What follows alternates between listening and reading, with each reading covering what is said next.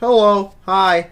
I like Attack on Titan, and I hope you do too! If you don't like it, well, then click off this video, okay? Just click off. But if you do, then you're gonna like this article. Look at this. 10 weird rules the Survey Corps have to follow. Well, if you guys know me at all, and you probably should, you know that my life goal is to be a part of the Survey Corps. Eventually, somehow, it'll make it happen. I don't know if it ever will happen. I might make an Attack on Titan movie because I want to be a director when I get older. And hey, that'd be really cool if I made an Attack on Titan movie. If I made like a series and I actually made it good as opposed to most anime movies. Anyway, if I ever want to do that, I have to know the weird rules they have to follow so that I can incorporate them into this thing, into my movie. So this is what we're gonna do. We're gonna read the article. We're gonna talk about the article, and it's gonna be a great article. It's linked down below so you can see it in its entirety. I'm not lying, unfortunately. Okay, 10 weird rules that the things have to follow. This is a little synopsis of the show, I guess. But, you know, you don't really have to care. It does spoil, like, one thing, but no one really cares. The Survey Corps is part of an elite military team sent on expeditions to learn more about the Titans and fight them off, reclaiming the lands they've taken. Here are some weird rules they must follow. Okay. Number 10. Be ready to die. Well, I mean that kind of goes without saying, right? If you're in the army, if you're in the military at all, shouldn't you always be prepared to die? Kind of just in case something happens, right? I don't know. Maybe it's just me, but like if you're like, hey, I'm gonna sign up for the Marines, please. Doesn't that mean I'm okay with it if I get killed in battle? Because that's the main point of joining a military. Isn't that the main point? Killing the bad guy. And according to everyone else is the bad guy. So, you know, like if you're an American soldier and you're trying to kill the bad guys in, like, let's say, Afghanistan, and you go out to Afghanistan, the Afghanistonians think you're the bad guy. Which means they're trying to kill you. Which means if you die, I mean, you kind of signed up for that. So, I mean, like no disrespect to veterans and stuff, but, like, the whole rule of, like, be ready to die, that kind of goes without saying, right? Right? I don't know, maybe. Living in a world where at any moment giant titans could reach down, scoop you up, and devour you alive means that everyone is constantly on edge worrying about their safety, as do chicken nuggets with me. But for Survey Corps, the rule gets taken to an extreme. In the beginning, they were literally treated like cannon fodder. Kinda, I guess. I mean, that does make sense. The members of the Survey Corps must always be ready to give up their lives to die and for the greater good. It's pretty depressing to think about. It is. Especially because at the end of the day, death is never easy and their death scenes are just as traumatic as any other, are just traumatic. Oh, there's not even are just traumatic as any others on the series. I mean, this rule kind of does make sense. It's not a rule, it's more of an acceptance, I guess. I don't know. But can I just say, it looks like this guy in the background right here, this yellow-haired looking guy, it looks like he has sunglasses. And even though I know he doesn't have sunglasses, the light reflecting off of him makes it look like he has sunglasses, and he is cool. Best character. He probably dies in season 1. but number 9, be an expert horseback rider. Again, kind of goes without saying. It's like, I mean, how else are they going to get around? They don't have cars. I mean, it's kind of like, yeah, it is a rule, but in the same way that, like, you have to put on your clothes in the morning is a rule. You know, it's kind of like, yeah, you shouldn't walk around in your PJs at a public place, or you shouldn't walk around naked at a public place, but, I mean, like, no one ever tells you, hey, put on clothes, please. No one ever tells you that. Or kind of like, let's say you're trying to get into a car, okay? Or, you know what? How's this? Better example, okay? Let's say you're at your house, okay? And you want to go to Red Lobster, okay? And Red Lobster is a couple miles away. What are you going to do? Are you going to walk there? Or are you going to take the rule and get in your car over there? Now, like, the Survey Corps don't have that. And they have horsies. So, I mean, it's kind of like, I guess? I don't know. If you plan on becoming a member of the Survey Corps, you better ensure that you're an expert on the back of a horse. Oftentimes, the speed with which you gallop is the only thing that stands between you and being devoured by an angry Titan. Okay?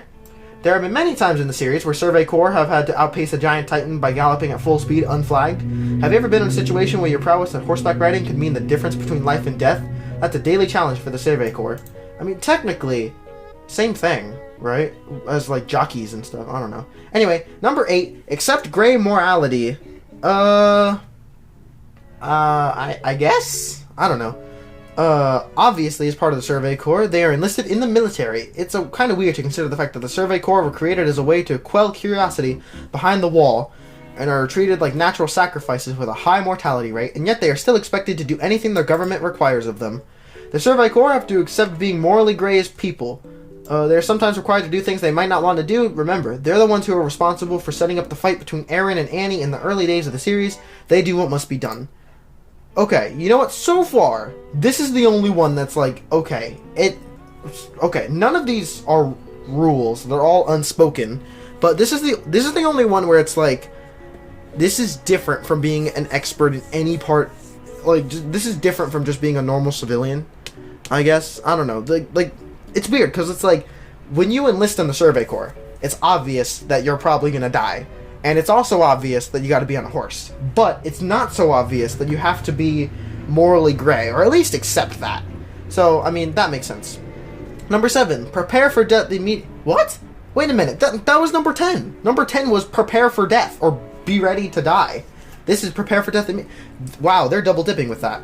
You might ask why anyone would want to become a member of the Survey Corps. After all, many of them don't even make it past their first mission. That's probably true. That's right. Many of the recruits don't even get to come close to being inducted into the official ranks. We already mentioned that joining the Survey Corps gives you a high probability of dying, but even the young members have to prepare for death. They might die before even getting on the field. It makes you wonder why anyone would become one to begin with. It's also why many of them have nothing left to lose and no family to return to. What does this mean? They might die before even getting on the field? It happened twice, man, with the both times that the Colossal Titan attacked the wall. It happened twice in 100 years. So, I mean, yeah, they might die before even getting out on the field, but like most of the time, that's not going to be Titan's fault. Anyway, 6. Accept the Survey Corps' dark origins. Considering that in the series so far, we don't even know what the dark origins are supposed to be. I mean, as far as I know, I've seen every episode. I haven't seen the OVAs and stuff, but I mean, I guess? I don't know.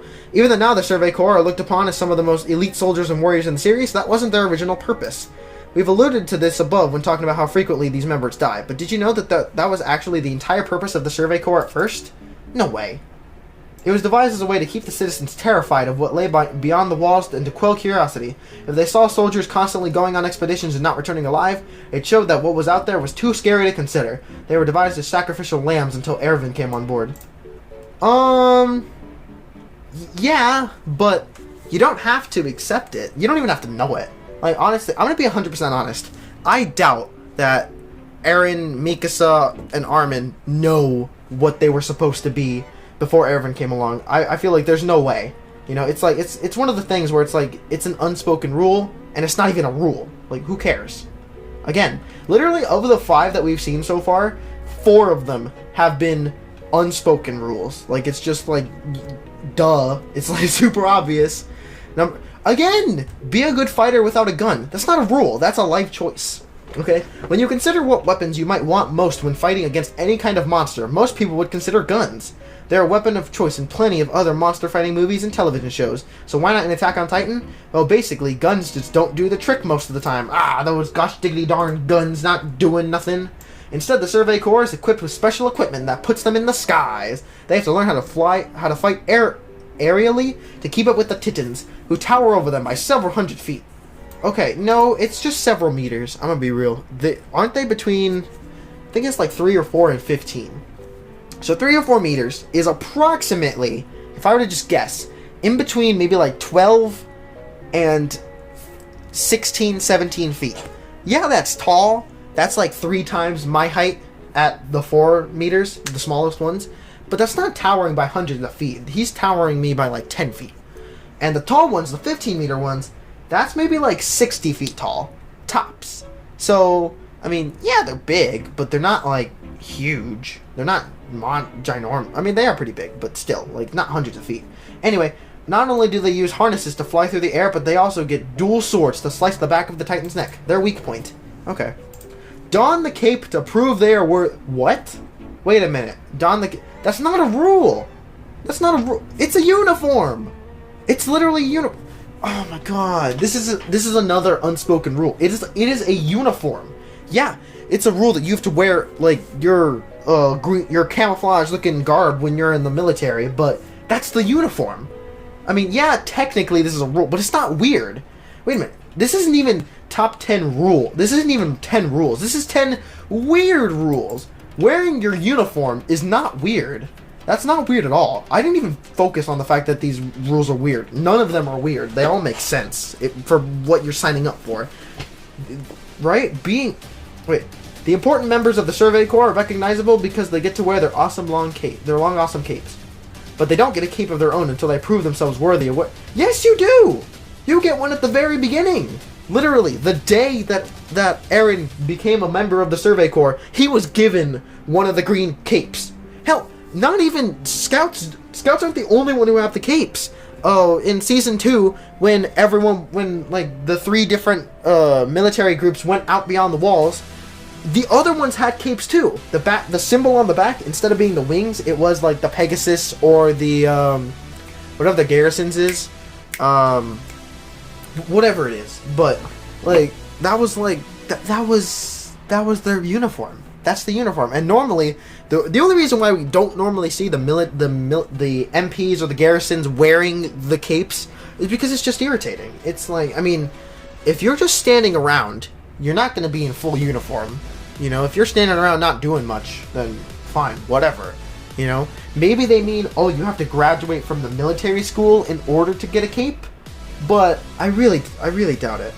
The wings are representative of freedom. To get honored with one of the capes is a big deal, but when you think about it, it just means your death could be even more imminent. Considering the higher ranked you are, the more dangerous the missions will be.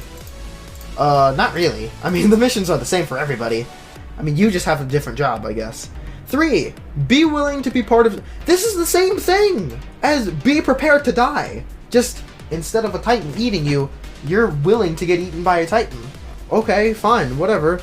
Again, being in the Survey Corps is one of the most dangerous places you could be in the entirety of the series. However, it's one thing to die in battle because you've been killed by a Titan, and another thing to intentionally allow yourself to die in a suicide attack. But sadly, suicide combat is part of the gig.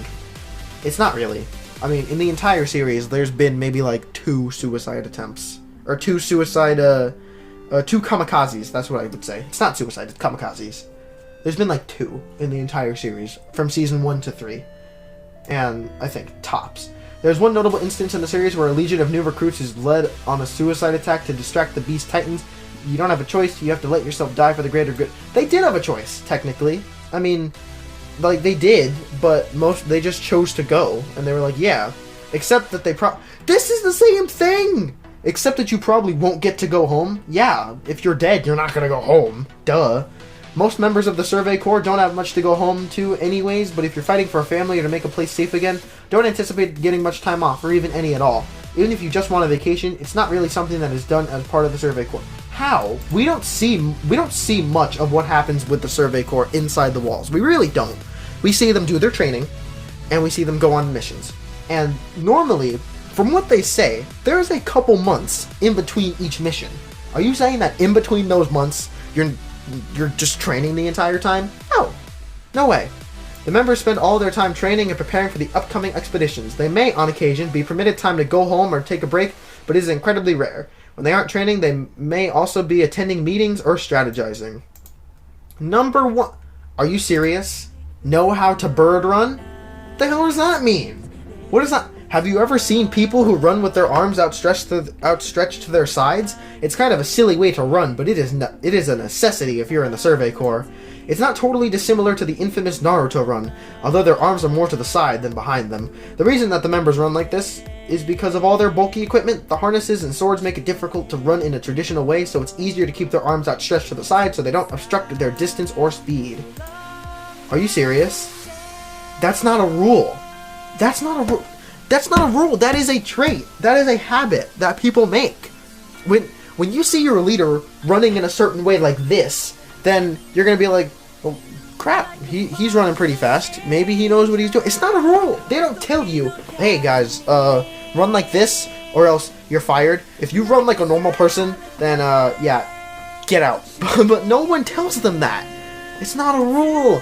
And even then, there's parts where they run like this. Yeah, they don't have their swords out, so you know when their swords are like this, they're running like this. And that's how normal people run, yeah. And when their swords out, they run like this. But that's not a rule. That's a duh. How you couldn't run like this with swords in your hands. You can't do that. This article has made me very mad. This article has made me very upset. Okay, and actually, I'm gonna do a quick disclaimer here. I did read the article earlier. I read the things. I didn't read the descriptions, which makes it all the more better. And just this one and 4 crack me up.